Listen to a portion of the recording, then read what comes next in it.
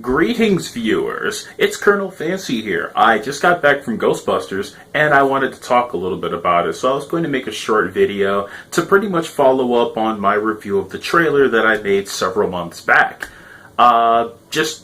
Still processing some things about this movie, but not a whole lot to digest, so it isn't really anything that I think... I might make a rebuttal or something if I feel that I might have missed out on something that I meant to comment on. But for the most part,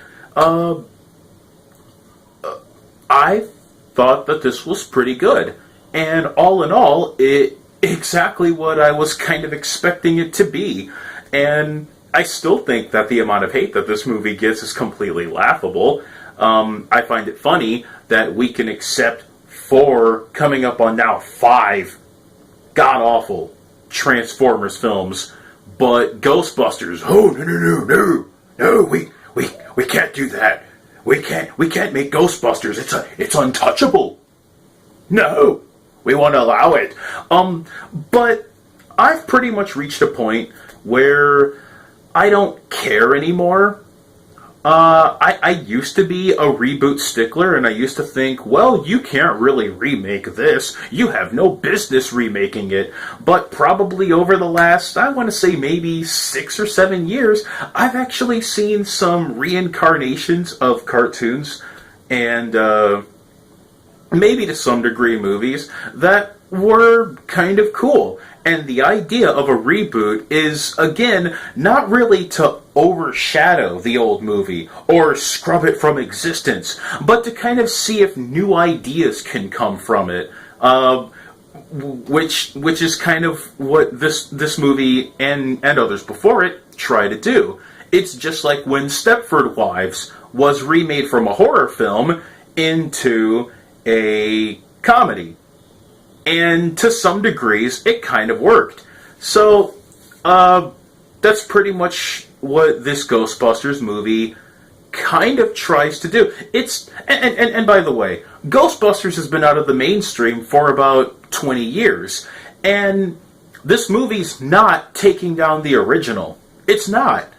I don't even think it was ever intended to. The only purpose of this movie was to reintroduce Ghostbusters to 3 generations that have missed it.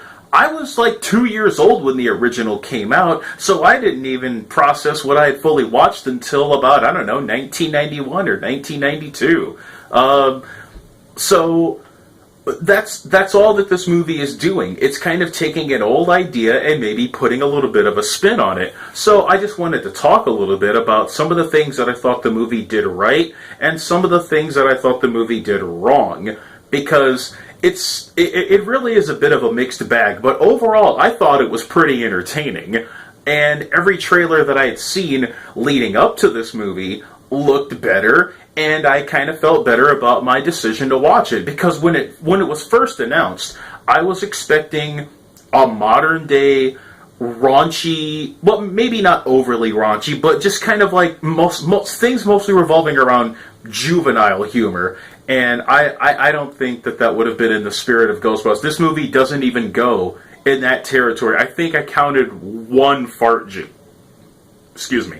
One like flatulence joke. That was about it. And for a modern day comedy movie, that's pretty darn good. So to start off with a few of the things that I thought the movie did. Well, first off, I think I'm going to talk about some of the things not to expect. I personally didn't detect any kind of overblown feminine message. So I think that they addressed it early, and they just kind of did it to get it out of the way, because that's like one of the elephants in the room about this movie. So it was like maybe 1 or 2 throwaway jokes at the very beginning of the movie, and they just done with it. Let's just get this out of here so that we can go on with our film. And I thought that they did that rather effectively. Like I said, going in and expecting this to try and embody any spirit of the 80s films, again, don't expect this to try and upstage it, because it isn't. They point out a whole bunch of things from the older movies, but not as like over the top. That's actually kind of the funny thing. Don't go into this movie expecting it to just constantly reference all kinds of source material. If anything, they take the catchphrase and the logo and they shove that in your face over and over and over, probably almost to the point of annoyance. And it's sort of, and actually to a degree, I guess it would kind of make sense, because it would be one thing to kind of clutter the movie with a whole bunch of Easter eggs that honestly people maybe 30 years old would remember, or like people in their late 20s. So I don't even blame them for that. But the idea is, so you get the firehouse, and so they just kind of give that to you early, and they don't wind up in it. So it's just sort of like, here, look, reference, here's the lighthouse, and they just sort of get that out of the way. So yeah, so that's about that. Again, everything's still sort of fresh in the mind, so I'm still processing how I felt about a couple of things. To start off with some things that were pretty bad. First off, one of the things that bothered me the absolute most, that PKE meter. What was that? The original PKE meter kind of looked like a subtle device. I mean, it seemed otherworldly, but it looked like a device that would actually exist. Abigail pulls out this glow stick. It's this pink frickin' twirly glow stick, like something you'd probably take to a rave, and it just spins.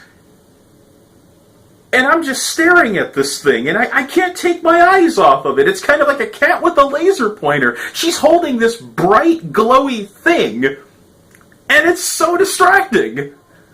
So, you could have made a device with a little more subtlety in mind, and it probably wouldn't have hurt anything altogether, but I just couldn't stop staring at this PKE meter, and when it actually detects a ghost, it's just spinning wildly, and I couldn't take my eyes off of this thing. So, that was kind of annoying. The other thing that I didn't really care all that much for was the villain.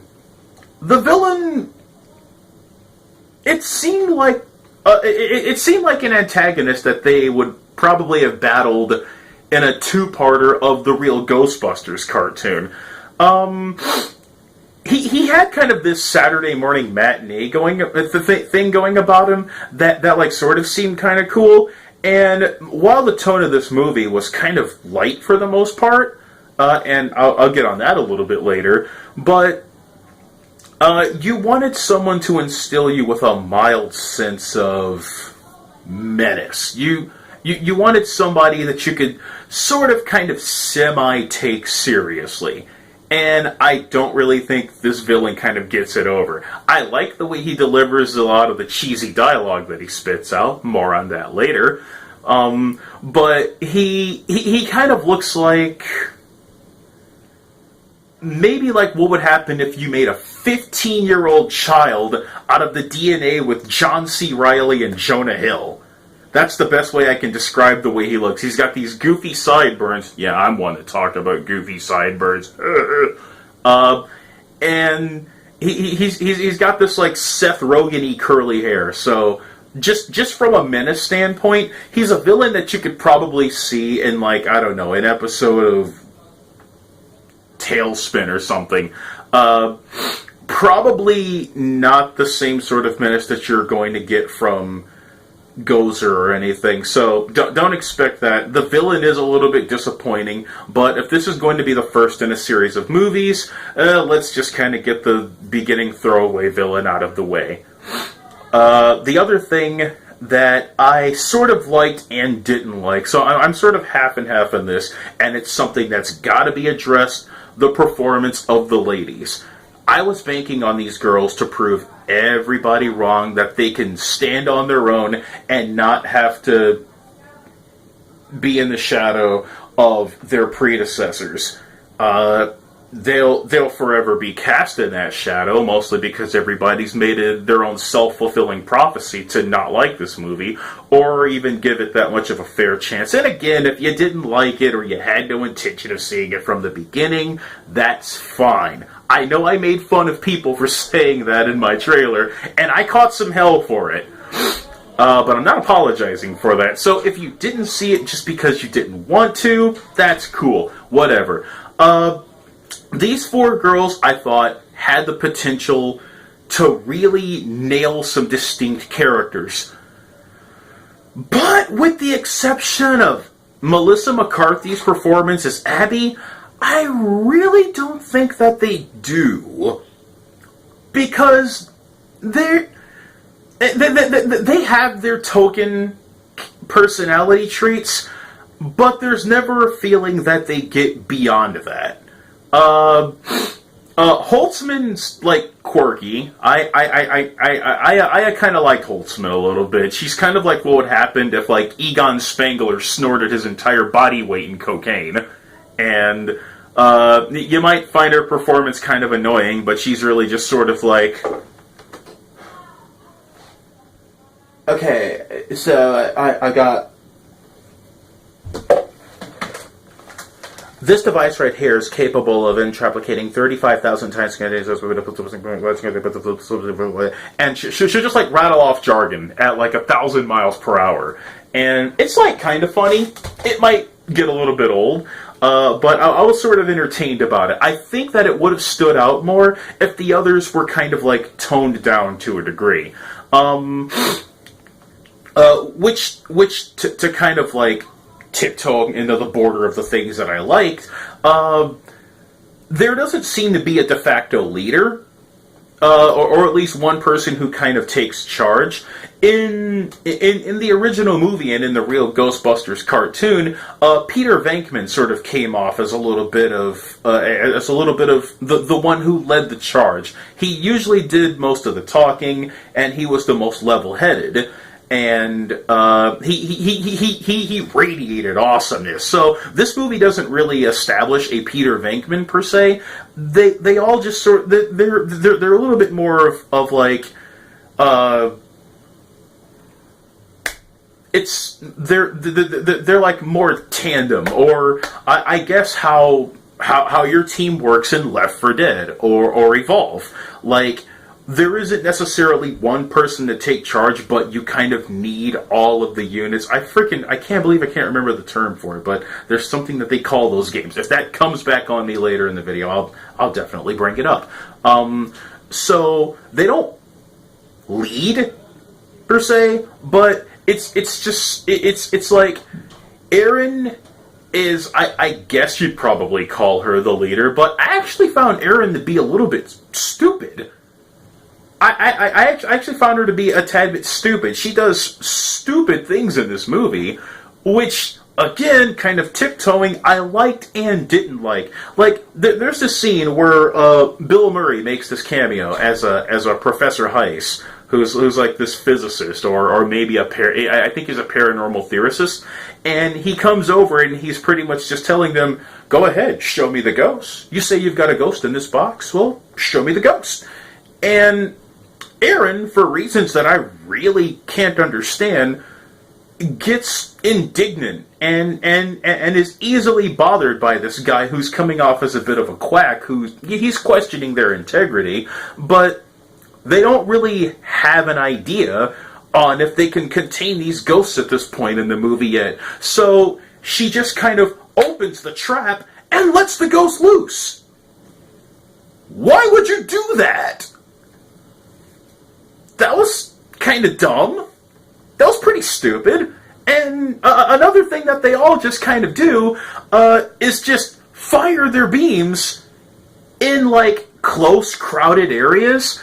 Because one of the things that was always the big concern, don't cross the streams. You can never cross the streams. And in this movie, they're just freaking firing their proton packs like they're shotguns. And poorly. They hardly hit the ghosts. They hit everything but the ghosts. And there's even one point where they're firing this in the middle of a metal concert. What? Why would you do that? You've got a nuclear reactor strapped to your back, and you're firing it in a crowd of people? That doesn't seem very bright.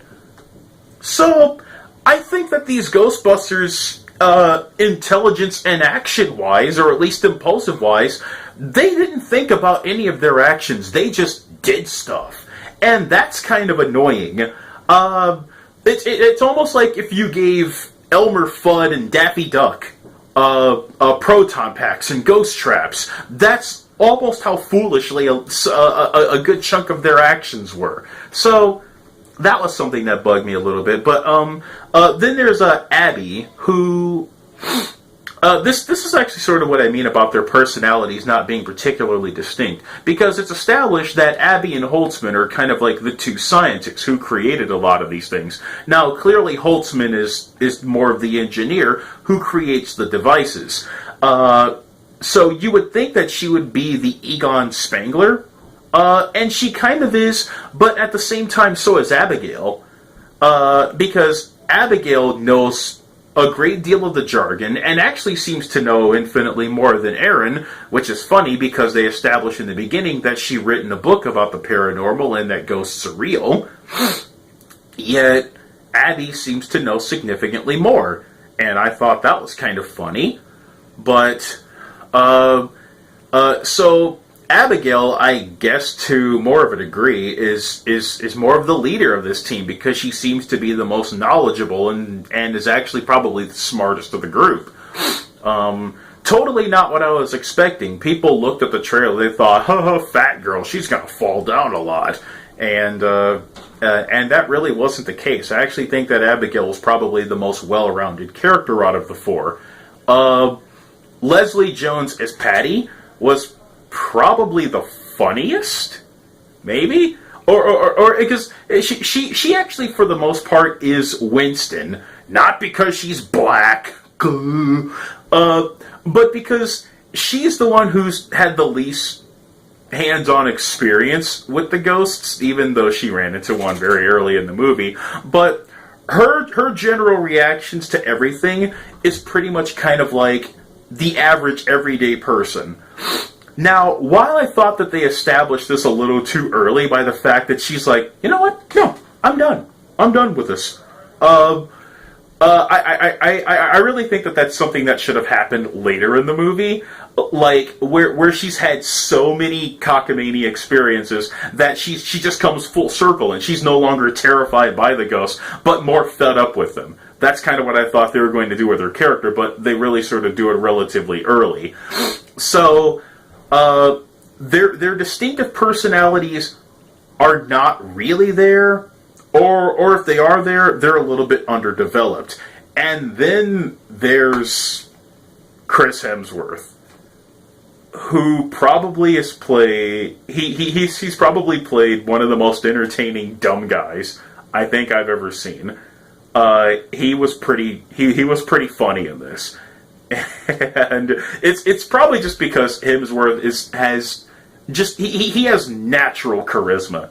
He has such a natural charisma that it's hard to not be entertained by anything that he does. And in some facets, he really does upstage the girls. And that's like, okay, he's like hired because he's, hunky, although that's not particularly true. They really just sort of seem to hire him because nobody else would answer the phone. So he's this big dumb idiot that you really kind of wonder how on earth is he alive, and he's just doing small quirky things while the other characters are talking, and it's a little bit distracting, but it's an entertaining kind of distracting because he just keeps doing stupid stuff. I didn't want to go much in the whole spoiler territory, but it's like one of his first couple of jokes. He's got on these thick, he's got these ridiculously thick glasses, and he goes to rub his eyes. He has no lenses. And it actually would have been great if they'd left it at that, and if, like, the girls, while interviewing him, just went, what's he doing? But they called attention to it, and almost killed the joke, which is another problem. I think when this movie does have a funny joke, it kills it because it doesn't let the joke go. They'll constantly talk over and over, and pretty much repeating the joke, almost to ensure the audience got the joke. And it gets a little annoying, because when you tell a joke, you let the audience laugh, and then you move on. Speaking of audience, just wanted to point this out. There was nobody in this theater. The sheer silence from... like, when I went to go see Civil War, there was a lot of people, to the point that when a joke happened that I actually laughed at, my laughter was muffled. In this movie, when I saw a joke that legitimately made me cackle out loud, I think I was one of 8 people laughing. This movie's not going to make a lot of money, but people had already predetermined that they weren't going to see it, and I really don't think that this, of all movies, deserves that fate. But I'm rambling, and I want to stay back on track. So, theater wasn't full. I found myself laughing at a lot of jokes, and I can hear myself just going, "What?"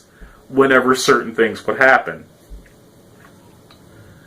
Now, one of the biggest things that I did like, and this was one of the pleasant things that I enjoyed about the movie, is that it was kind of delightful. Now, they kept throwing jokes. They were just throwing jokes and just hoping. But it's not like jokes of, like, there weren't a lot of pratfalls or anything, since today's comedy is kind of, like, very dialogue driven. So the characters would just kind of talk, and they're almost like un-jokes. By saying something in almost a tepid manner actually makes it funnier. And those are probably some of the funnier jokes in the movie. But it's kind of hard for a moment to happen, especially towards the end of the movie and nearing the third act, where the situation is supposed to be getting dire, where they let a moment happen, because it's always constantly trying to be funny. And that kind of takes away. That takes a great deal away of emphasis from the film. And it gets a little bothersome, because I'm trying to think of a really good example of a joke that just didn't stick. This is actually one that's, like, pretty early. They're, like, asking this, like, graffiti artist if he saw a ghost and what it looks like. This is kind of another spoilery joke, but it really wasn't a good joke. But it kind of goes to show where their mind was in the right place. But the execution was a little poor. And Patty yells at him to not spray paint on the walls. So he goes, "Well, I can kind of describe what the ghost is like by making graffiti." And Patty's like, don't you do it. And he's, and she goes, didn't I tell you not to do it? And he's, and she wags her finger at him again, and he's, and that kind of goes on a little bit long, to the point where it's not funny. And she's like, "I said, don't you give me that, don't you spray paint it again." And he goes, "All right, so you don't want this here?" And just, like, spray paints. And he just keeps doing that. And it starts off kind of funny, but they hang on the joke a little too long. And of course, when they pan back on it, it's, of course, the Ghostbusters logo. And yeah, so that's pretty much what a lot of the humor in the movie is. Now, if you like cheesy jokes, like myself, you're probably not going to be amused by them. But this movie had an uphill battle to climb, and a lot of the jokes just kind of... But I don't think that they sink too badly. Again, because I write dumb humor, I saw where they were going for the jokes. But tried too hard. they tried a little too hard with some of them. The other thing that I did that I did kind of like, I don't know where the rumor had started that this and the story from the original Ghostbusters were going to exist in the same universe. There's no way that would have happened, because there would have been no believable way that you can convince people that Stay Puft or an evil painting had taken over a mansion. There's no reasonable way that you could make people just suddenly forget in the paranormal. So at the start of the movie, Aaron, who used to believe in the paranormal, writes this book that kind of later comes back to haunt her when she begins establishing a career in theoretical physics. So she's trying to distance herself from that, and that's sort of something that was just sort of cast off to the side, but it was just something to establish the character's belief, then non-belief, and then back to belief in ghosts. So that was kind of decent.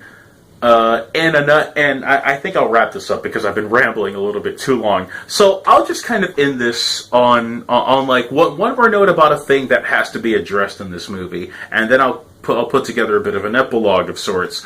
But this movie was incredibly self-aware, and I don't want to say overly sensitive about what I'm going to assume was perceived backlash about what this was. Because Paul Feig probably had the right intentions in mind while directing this, as well as Aykroyd.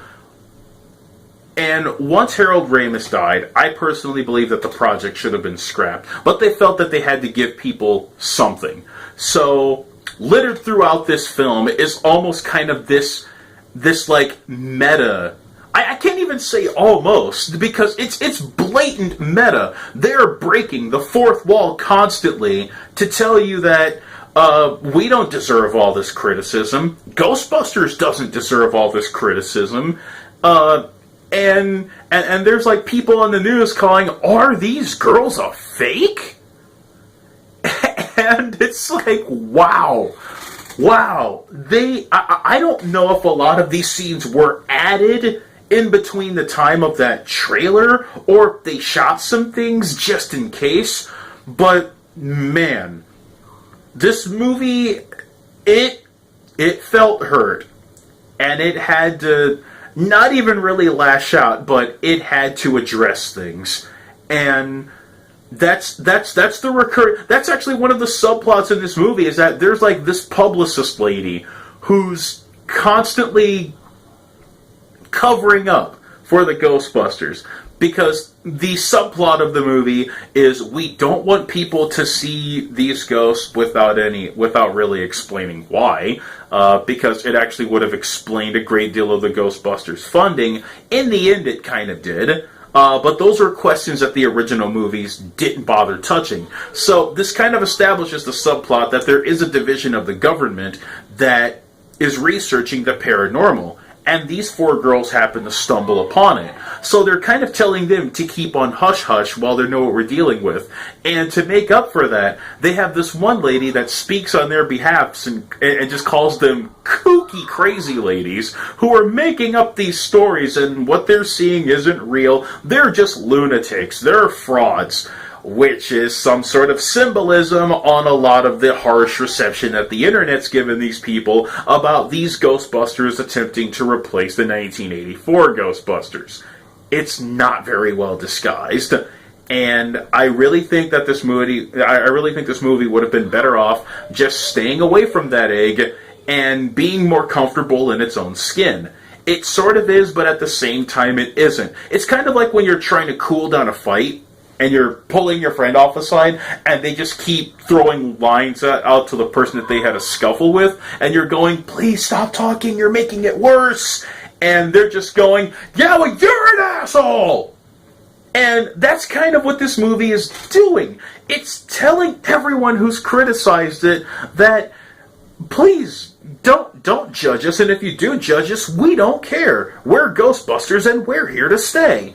And it's this it gets to a point where it's just patting themselves on the back, and it's very obvious by the end. I was actually laughing out loud at what I thought was supposed to be a bit of a touching moment. So, in conclusion, I thought that the backlash that this movie got is a little bit unjust. I think that even something like Ghostbusters, for as memorable as it is, deserves a chance to be rebooted. Everything can be rebooted. Now, not everything should be, because there are certain things that go behind reinventing something like this for the modern day audiences, and it's something that the Transformers films didn't get right. You need clever writing, a good vision, and a good director, and probably most importantly, heart. I think that this movie does have heart. I really think that it tries. And I wish that more people would have went to go see it, but just based off of what I'm seeing, it's bombing. It's bombing at the box office. And it shouldn't. It really shouldn't. I would encourage you to see it. Your opinions might vary from mine, and I'm almost certain that they do. If this got like 50,000 thumbs down, I wouldn't be surprised. But I really think that this has a decent foundation to kind of make something new. If a sequel comes up, depending on how this one does, I really think that this movie should try more to establish these characters a little more earnestly. And with a little more subtlety. But that being said, I wasn't disappointed by what I saw, and I definitely think that it's worth a view. There was never really a point where I found myself bored, because I was just interested in watching what would happen from scene to scene.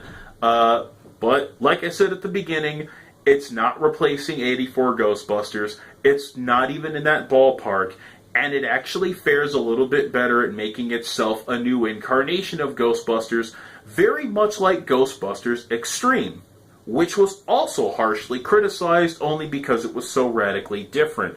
I think that this one has that same thing going for it. Extreme had some pretty good ideas, it also had bad ideas. This movie has some good ideas, and a lot of things that it probably could have done without. That being said, I hope that you did check it out. Be sure to like, comment, and subscribe. I'm Colonel Fancy. Don't have a catchphrase.